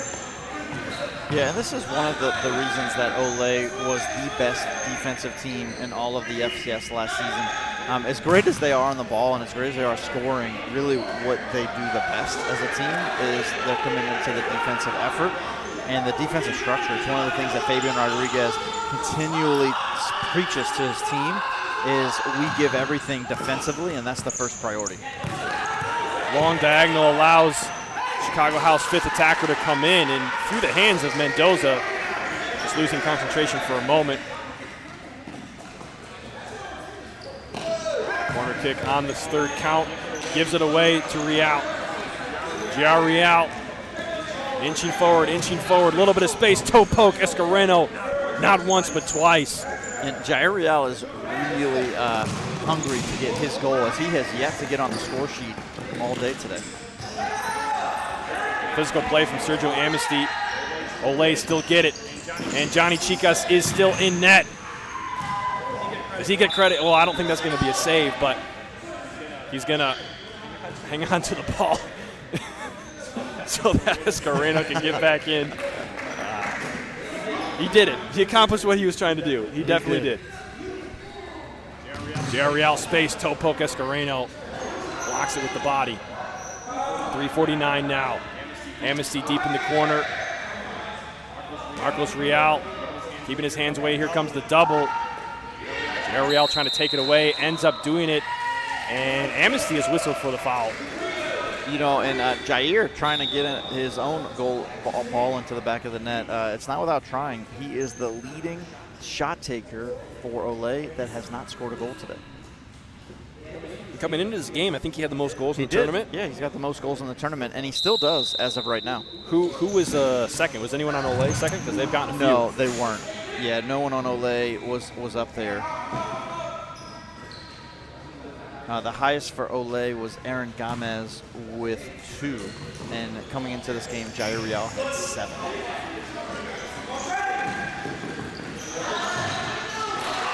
Oh, hold up. Ivan Sereno finds the back of the net. I was actually taking a look at the stats, and I missed what happened there. I mean, very high skill level move right there. He basically took on 3 Ole players to score that goal. You know, it's one of the things we've seen many times from him, just that technical ability. I mean, they had it packed in. Cesar Lyle got beat early, but then recovered really quick. You know, the score line is very lopsided at this point, but that does not take away from the quality of that play by Sereno. So Ivan Sereno gets goal number 2 for Chicago House. Deficit still 6, 3:24 to go. Chicago going to keep pressing. Fifth attacker comes on. Now the pressure from Ole. I hope we get a chance to see it, because I really enjoy watching Ole defend the fifth attacker, because they kind of do maybe the opposite of what you might think. Most teams kind of settle in, but they like attack, and they try to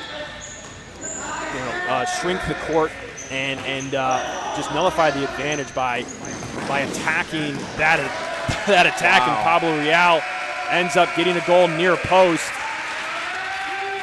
At this point, it's just kind of added stats. Yeah, and check out Villa Gomez. He runs the length of the court, really creating that play for Real to finish. Really a nice touch at the end, though, just like a little chip to the near post. If he tried to do that, I think he did. But yeah, but again, the pace of Villa Gomez, just to break away from everybody in house and create separation. And then he just sets up Pablo Real for, it's still a nice finish. Yeah, no, it was going to the near post there. Oops, we put it in for the keeper there. Our mistake. Jose Escareno was one that got scored against. But Pablo Real gets goal number 9 for Ole. Double coming against Sereno. Third Ole player gets it, De Leon. Now they try to get out of there. Fifth attacker still on for Chicago House. He runs off, and on comes Escareno. De Leon mows Crawford. Saved by De Silva.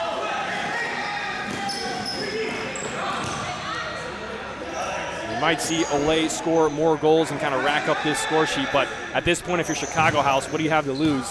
You'd rather have an opportunity to score some more than not. Yeah, again, you know, it goes back to what we saw from Ole against Lansing City. They were just dominant in all facets of the game, and they won in a way that we had not seen them win against Lansing City really at all over the last year. And they're doing very much the same thing to Chicago House tonight. And it's just another opportunity for Ole to show truly that they are the class of futsal in the United States. Shot from Marquez blocked at the near post. Here comes a corner. Then De Silva setting up the attack for Chicago House with the 5th attacker on that far side. And it's one of the things I had an opportunity to talk to Daniel De Leon about that, because seeing him come from Midwest United last year, my only experience with the FCS was with him as a Midwest United player, so I didn't know that he played with Ole before. But he wanted to come back home to Ole, and I asked him about that, about coming to a team that's just so stacked that he will now just be another really like cog in this machine, in a way that at Midwest United he led the league in assists, and now we haven't even talked about him tonight. I mean, has he done anything on the stat sheet? He has 1 assist or 1 shot. That's it on the entire stat sheet. So you think about the impact that he's had in this game, being the assist leader for the FCS last season, and it's minimal to none at all. But he wanted to be here to be a part of everything that's going on at Ole. And Frankie Mendoza with another near miss. His friends on the bench laughing at I mean, it wasn't a crazy miss or anything, but they were rooting for him over there, and he was disappointed he didn't get it. Now 1:15 to go here in the showcase final. 9-2 Ole. Villa Gomez.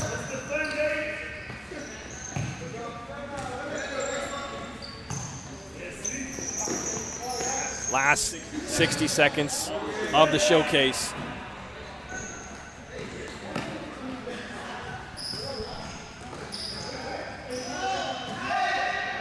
Ole still with possession. Silva going forward, 2v3. Here comes his 3rd attacker. Flick to the top of the arc. Alayo's there. He gives it to Villa Gomez. Villa Gomez wanted a handball, and wisely Hernandez lets that deflect off him, and Escareno pick it up. Down the line goes Ivan Sereno. Takes a strike. Wow, he had 2 players. He had a 3v1, and he took a shot that was really not the best opportunity there, but now with 2 seconds to go,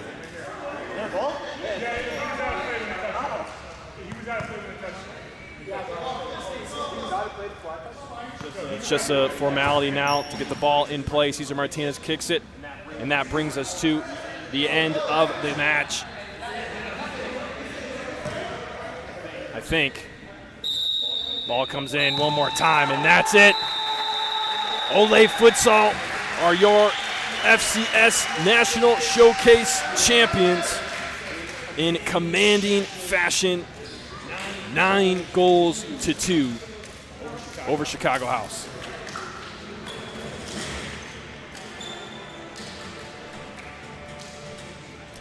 You know, I can't say I'm surprised with the result, with an Ole victory, as they just have continued to show that they are the best team every time they step on the court. I'm surprised with the way they did it, though. Just complete domination every facet of the game. Chicago House played them very competitively yesterday and really deserved to win that match yesterday. But tonight, wow, you could tell that they were ready, and Ole came prepared for everything that Chicago House did and wanted to do, and really stymied everything. There was nothing. You know, you take a look at those stats right there, 58 shots, 9 goals. It's just incredibly impressive how much precision Ole has, not just with their finishing touch, but the precision with the defensive positioning, with understanding how to protect your goal, how to protect the goalies. And, Chicago House, this has to be something they walk away proud from this tournament. They did lose in very convincing fashion to Ole, and it's not the way they wanted to end the tournament, but they have to be proud of all of the work they did to get here, to even be in the final. Again, when they faced Ole in the round robin phase, they played them really tight, and you take away 90 seconds of that match, and they walk away with the victory. And so, there's any 90-second interval in this match, and there's really no difference in the way this game played out. Thinking about Ole Futsal Club and just the standout performers, they scored 9 goals. No one had more than 2 goals. No one had more than 2 assists. And you see the score sheet is just littered with goals and assists for a culmination of players. So looking at goals and assists and how they're spread out for Ole, you have 7 different players contributing with a goal or an assist. That right there just shows you across 2.5 lines, almost every single player had a contribution at some point, and it really speaks to the depth of talent in Ole. So coming up in just a minute or two is the trophy presentation to Ole Futsal Club. And that will be how we wrap up the National Showcase that had so many amazing moments and so many thriller games. And unfortunately, the final wasn't quite as thrilling as some of the other ones we had, but we had our fair share of the last couple days. It wasn't as thrilling, and we definitely have. But what the final did show us is that no matter who is in front of Ole, when they are ready and they come out to play, they just dominate. And that's something that Sammy Esquivel said last season, and it kind of became a catchphrase for Ole last season, their road to domination. And they just continue to do it. They continue to show that they're the best team, that they're the best club. And, there's a part of me that wants to see somebody else challenge them, at least to give them the taste of defeat, to see if Ole can be even better. Because a lot of times it's the losses in life that help us to grow stronger. It's the challenges and the valleys that make us better. And that's one of the things that we have yet to see a valley for Ole in their FCS tenure. Yeah, they avoided a couple of them as far as game results go yesterday. Those near wins that they got after being down all the way to the final. And I think we could say that they, their story has never really been redemption, but you could say that they sort of redeemed that close one against Chicago House yesterday. Absolutely. And I think in a lot of ways they redeemed the close ones against Lansing City as well, because it's one of the things we talked about. We both agree that Lansing City is the team that has played them the tightest over the last year. And the 3 matchups prior to yesterday, Lansing City played them toe-to-toe the entire match.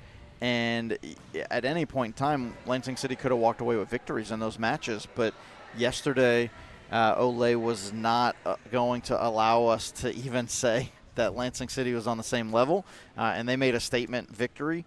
And again, Lansing City was missing some of their best players, but like we talked about, Ole is missing some of their best players as well. And really there's no difference in the way they play, whether or not they have people like the Esquivel brothers, the Diaz brothers. We didn't even talk about the Diaz brothers. Yeah, the Diaz twins were in here today. Yeah, the Diaz twins last season, their creativity and their ability to finish, Adrian and Daniel Diaz, was so high. They had an uncanny ability to know where each other were on the court, and it's like we literally didn't even talk about them the entire weekend. Yeah, I mean, I definitely feel like they were of the players that were not here. I feel like they probably had the least impact. We did see them a lot on the floor. We saw them score, but I don't feel like it was a huge miss for Ole to not have them tonight. But like we said, a lot of those players the Diaz twins, you put them on any other team in the FCS, and they're immediately frontline starters, massive impact on the team? I don't know. Maybe that's a third half topic. I don't know if I would say they're immediately frontline starters. But that's not what we're here to talk about right now. And the DS Twins are going to listen to this and be like, I hate this guy. I don't know. I'm just saying. But again, they're missing the Esquivel brothers tonight. Yep. They don't have Jonathan Stout, which he showed his quality yesterday. And then they don't have Chris Mendez, who is arguably their best player. Yeah, Chris Mendez definitely has performed at a very high level for them all year long. And I'm beginning to wonder if they think I'm going to go over there with the trophy or not. Maybe I should wave them this way and say, hey, guys, we want to give you the trophy right over here. Everybody, come on, everybody. Let's get everyone over here. Yes.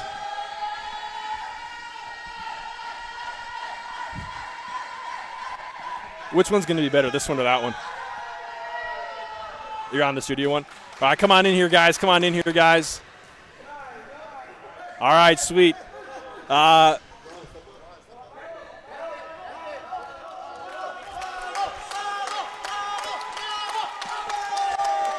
Johan Vasquez steps up. Awesome. You're trying to figure that out? I know you had trouble the last time, so. Yeah. If you guys missed it at home, replay the finals and watch Cesar Eliel try to pop the popper. It was hilarious. So, Futsal Champions Series, the National Showcase, the first ever here in Lansing. Ole Futsal Club, congratulations on being the champions.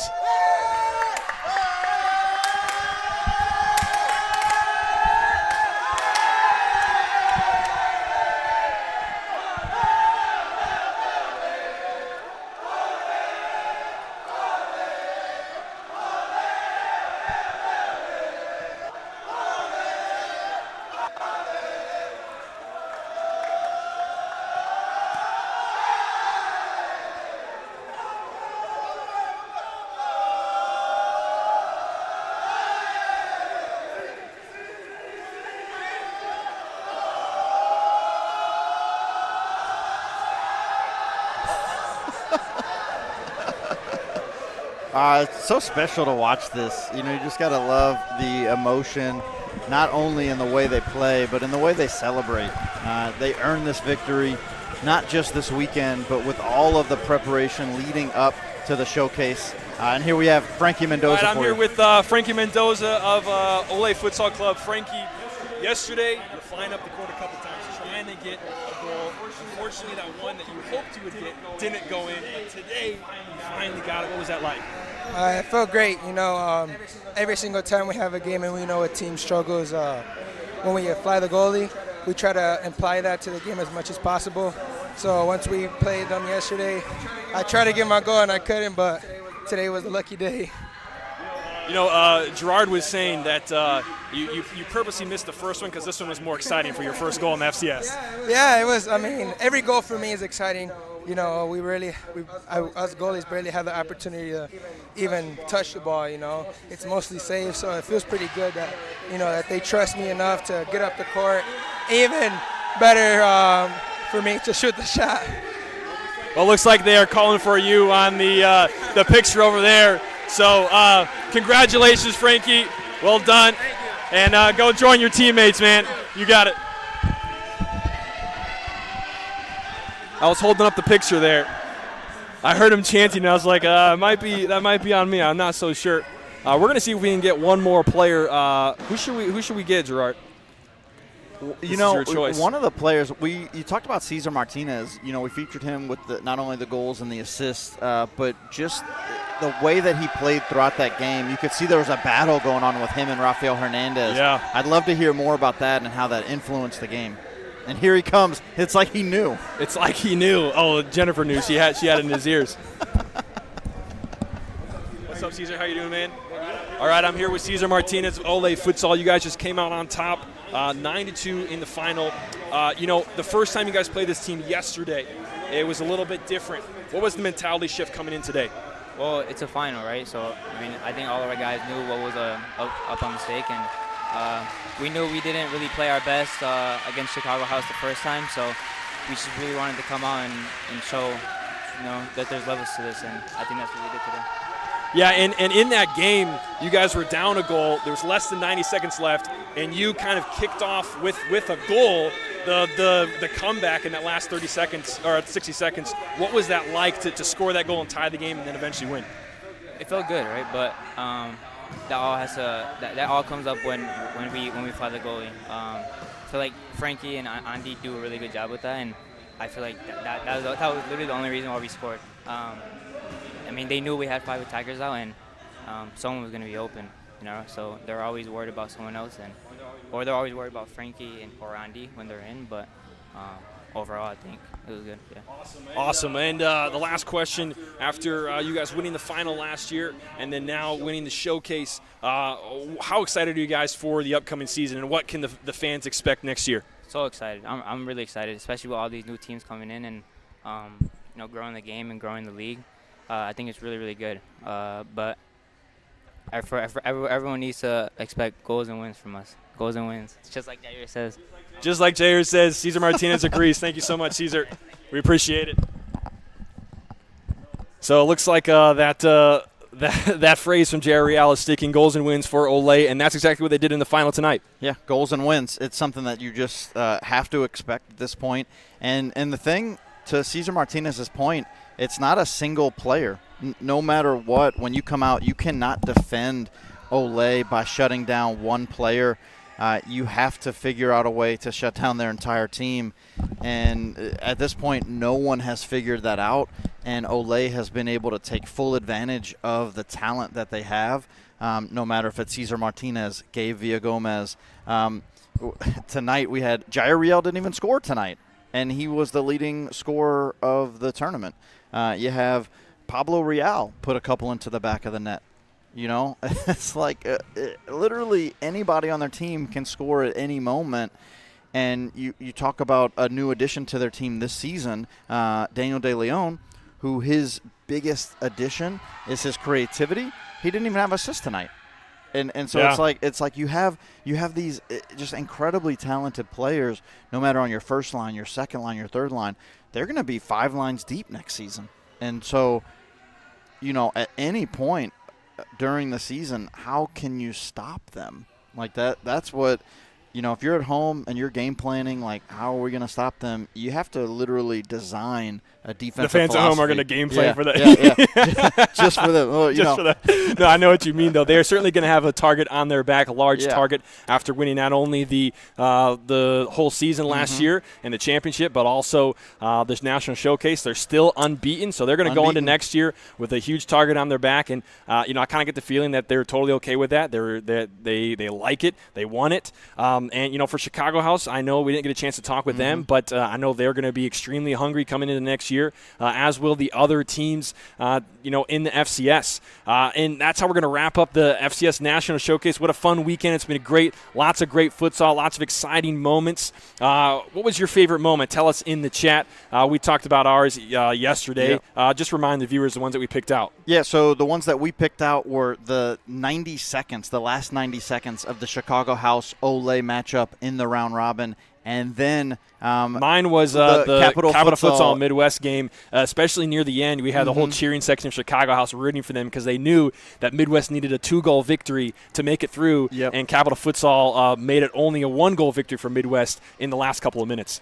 Yeah. So some very thrilling moments in this showcase. And we shared both of those moments before the Shoreline City Chicago House game. Right. And that's true. That 19-goal game. Oh, my, 19 Crazy. goals. If you're going to watch anything and you're like, just show me in 20 minutes what I can kind of sum up the tournament and the excitement and everything that happened, go watch the last second half. The last 15 minutes of the second half. 15 minutes of the second last half. 15 minutes of the Yeah, second it was like half. 15 It'll and blow a half. you away. It was 5-1, about 15 and a half. Yeah. And Chicago House was dominating that game. Yep. And all of a sudden, Shoreline City came back to go up by 2 goals. Yeah. And it was just a back-and-forth battle. What a fun weekend it's been. And that's a wrap for us here at FCS Live.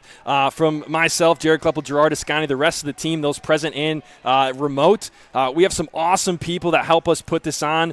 People out of state, way out of state, different time zones that help out with this. And camera guys that came in, drove in from out of state as well. And people that are have little experience stepping in when we needed people. It's been amazing. Everyone on this crew, thank you so much for being a part of it. And from all of us to you, thanks for tuning to FCS Live this weekend. We will see you next time. Good night.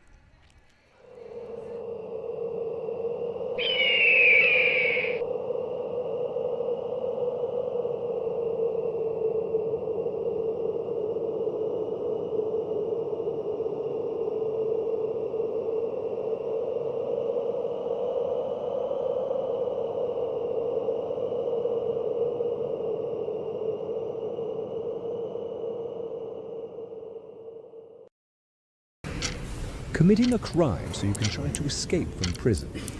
Bad idea. Going to the pod escape room to play an escape game with your friends. Great idea. Test your skill as an astronaut in outer space. Find Santa in Save Christmas. Or take a vacation to an abandoned island. Just don't get stuck there. The Pod Escape Room. Learn